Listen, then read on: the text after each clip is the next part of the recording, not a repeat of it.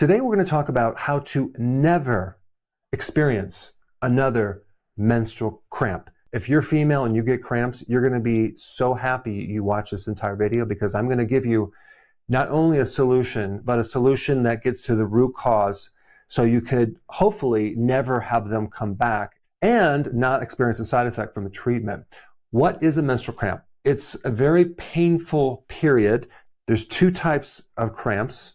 There is the primary type, which is idiopathic, which means unknown cause. They don't know what causes it. And then there's a secondary type that usually comes from something else causing this menstrual cramp, either a fibroid, an ovarian cyst, or endometriosis, which is just extra tissue that grows outside the uterus and around different organs in your lower abdomen. The problem with heavy menstrual cramps is a lot of women are taking NSAIDs for the pain, birth control pills, Depo, which is a synthetic version of progesterone, and these all have side effects. The actual root cause of menstrual cramps isn't even mentioned once.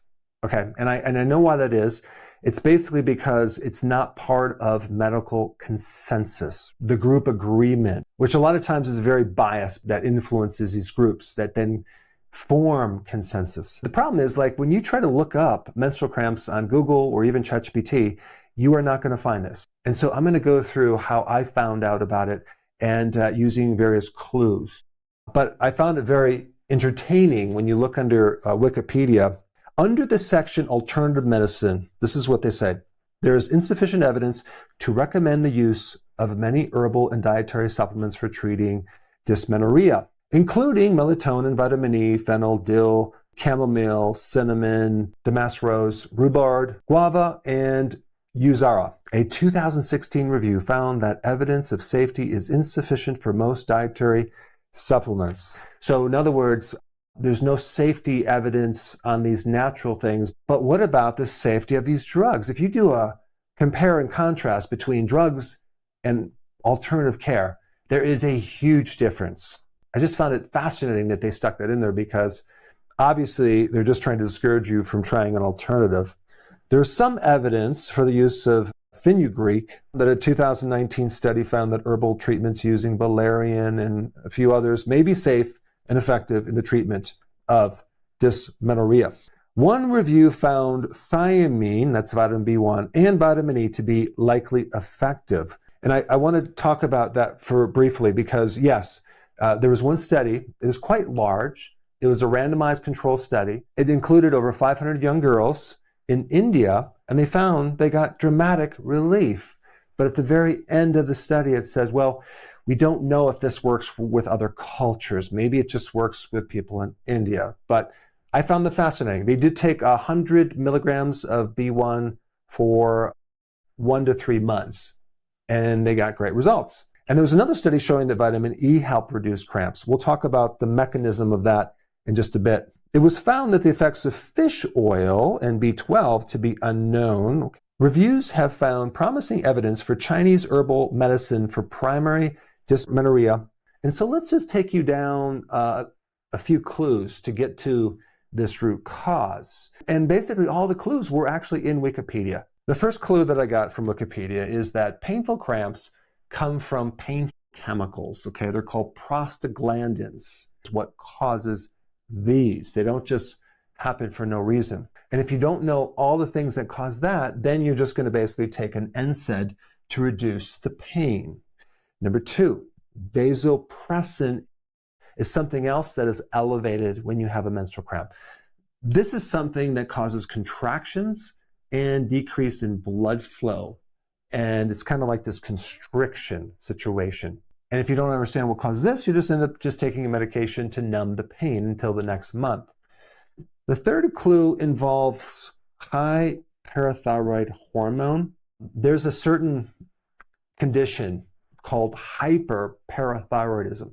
And some of the symptoms from that are smooth muscle cramps, tetany, which is like a twitching of the muscle, and spasm, which is interesting because the parathyroid hormone makes the tissue very hypersensitive to contractions. And there's a couple different things going on. One is that the parathyroid hormone has a job of mobilizing and recruiting calcium from the bone. It's taking calcium from the bone to put it in the blood because calcium always has to be a certain level, okay? So when it does this, compared to getting the calcium from your diet, we don't have a smooth transition. It's kind of erratic and it can create these cramps we just mentioned. But the point is, when you have high parathyroid hormone during your menstrual cycle, you could be more likely to get a cramp than if you didn't have this, okay? This is just another clue. I'll come back to this in just a minute. The other thing that's involved in this painful cramp is much higher inflammation because of this one little thing right here. I'm not going to get into the complexity, but you just need to know it's like NF-κB, okay? It's in the uterus and you have more inflammation. The next clue, Black women compared to white women, there's a 33% more likelihood of getting severe cramps, and also a 3 to 9 times increased risk of getting fibroids. So that's just a little clue. We'll come back to that. Here's the last clue. Menstrual cramps are sometimes treated with calcium channel blockers. We're talking about something that causes contraction. So anytime you have a contraction of a muscle, that means it's caused by too much calcium. And so a calcium channel blocker is something used with blood pressure to lower blood pressure and not have so much contraction. Well, what are we talking about with a painful menstrual cramp? We're talking about too much calcium in there. All right, did I give you enough clues of what the root cause is? It's a severe vitamin D3 deficiency, low vitamin D3. Now, how does this relate to all the things I just told you? Well, vitamin D downgrades prostaglandins. Vitamin D also suppresses and reduces vasopressin. It counters this contraction. It vasodilates. It opens up the blood flow. Let's go to the next one. What does vitamin D do to the parathyroid hormone? Oh my gosh. It majorly controls it by bringing it down, because when you take vitamin D, you absorb calcium from the gut, and there's no need for your body to elevate parathyroid hormone to mobilize calcium from the bones. So when you have a high parathyroid hormone, all that means is you don't have enough vitamin D, because the parathyroid hormone is a surrogate for vitamin D. And so when you have enough vitamin D, you don't need this going high, and you have less contraction of the smooth muscle, because now we have a normal calcium level in the blood. And what's really interesting as a side note, some people use the remedy calcium gluconate for their menstrual cramps, because when you're taking calcium, you're automatically going to reduce this high parathyroid hormone, and then that massive spasm, that tetany, that cramp is going to go away, and it's going to give you a lot of relief. But you're going to be much better off going with this, which is hitting at the root cause. Now, is there any relationship between vitamin D and high inflammation? And also this thing right here, NF-κB? Oh my goodness, yes. Vitamin D turns this off. It's one of the most potent anti-inflammatories. So it's going to reduce inflammation.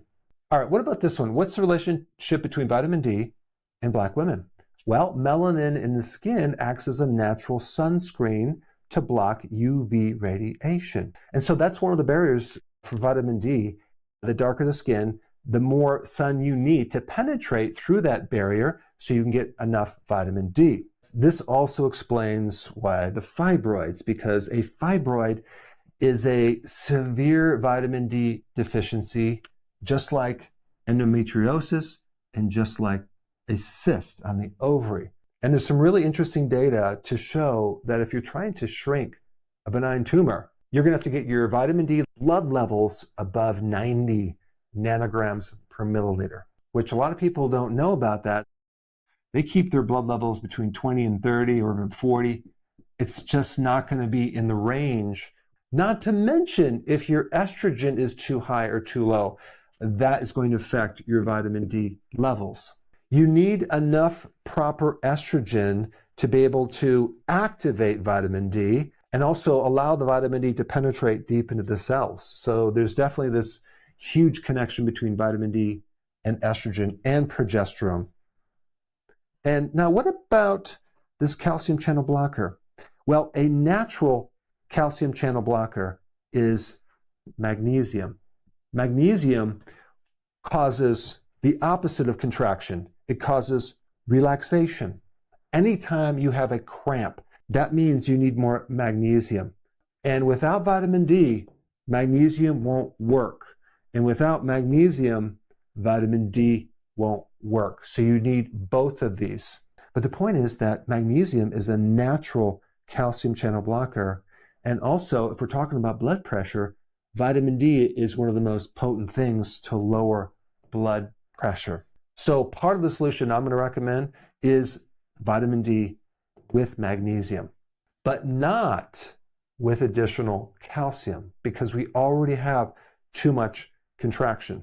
Now I'm going to get into 13 scientifically proven tips to help you never have a cramp again. I'm really excited to bring you a new children's book that we just created called Lucy, Nora, and Freeman on the Hunt for Real Food. Both Lucy and Nora are my two grandkids, and I wanted to create something for them to teach them about the basics of real food. This children's book differentiates real food from junk food in a very unique way. In this book, I go through a whole story where Lucy is teaching Nora and Freeman about the difference between junk food and real food. What's really interesting about this book is this is the second version of it. The first version, I sat down with Lucy to read it to her to surprise her. And I was thinking that she would be really excited about it, but halfway through it, she stopped me and she said, "Grandpa, there's too many words in this book." I'm like, okay, back to square one. So I went back, I simplified it a little bit more. I took out some of the complexities and I made it really, really simple so a 6-year-old can easily comprehend it and learn from this. I also talk about what to eat at a restaurant and also give a couple recipes that a parent can actually do with their kids to make some desserts very healthy. We have shortbread cookies, we have vanilla keto sponge cake, keto fluffy pancakes,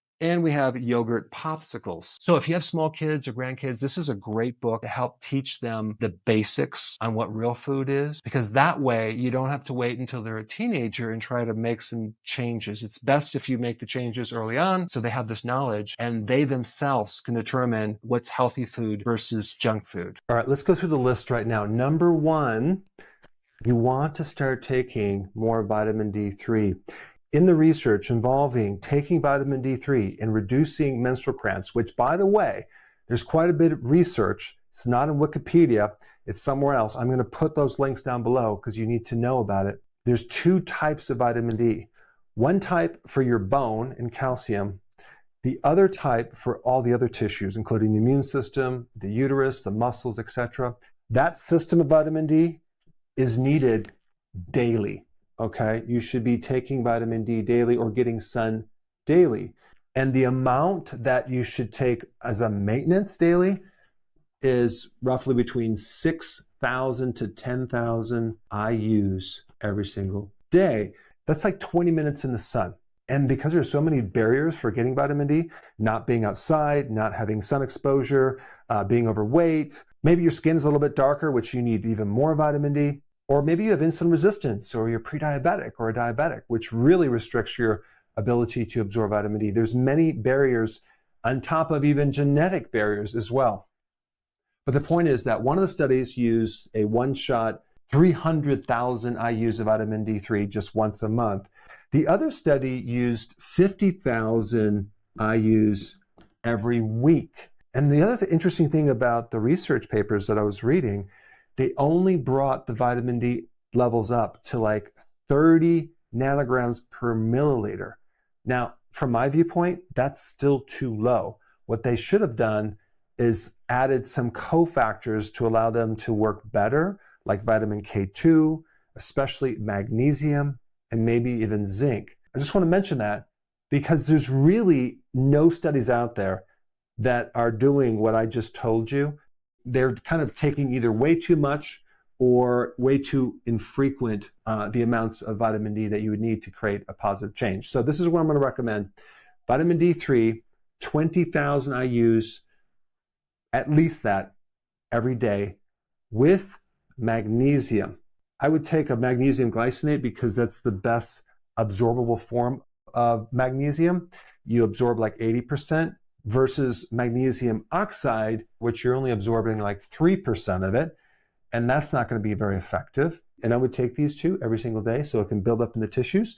And that way, when you go right into your period, you have the maximum vitamin D in the tissues to prevent those prostaglandins from going up, to keep your vasopressin down, to keep your parathyroid hormone down, and to keep the inflammation down. Now, on top of that, I highly recommend you go on a low-carb diet, a healthy version of the ketogenic diet. Why? So that way we don't have to deal with this other barrier with absorbing vitamin D and magnesium, which is insulin resistance. Okay?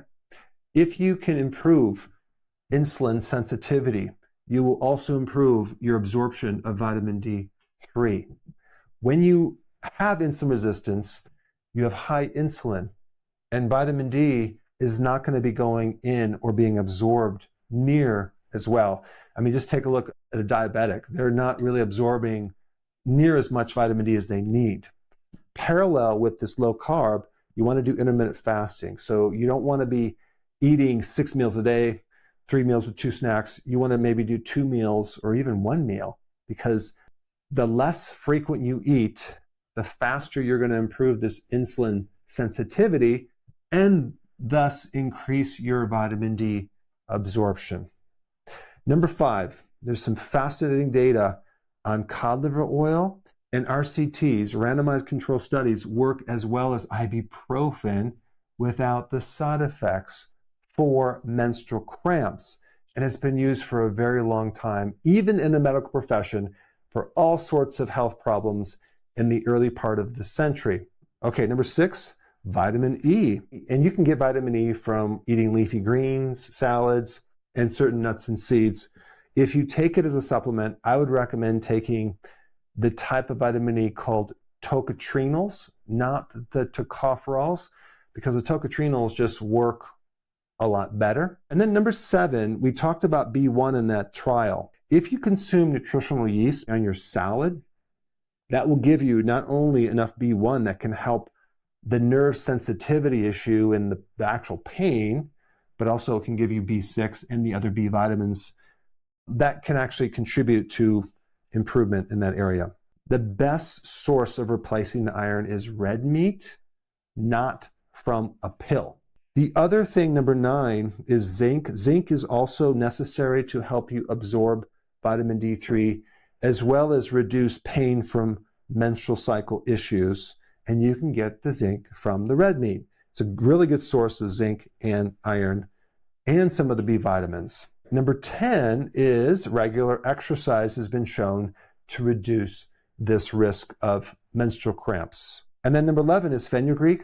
There is a randomized controlled trial that I saw that compared fenugreek, a natural thing, to NSAIDs, but without the side effects. So that's another remedy you can look at. Number 12, just using a heating pad. I would use one of those bladders with water and heat it up and hold it over your lower pelvis, right where the uterus is, because this therapy also was comparable to NSAIDs without the side effect. I mean, that's an awesome therapy. And 13, ginger was also comparable to NSAIDs on a randomized control study. Now that you understand a lot more about this root cause of crampy, painful periods and how to deal with it, the next most important video for you to watch is on the details of vitamin D3 and magnesium. So I put that video up right here. Check it out right now.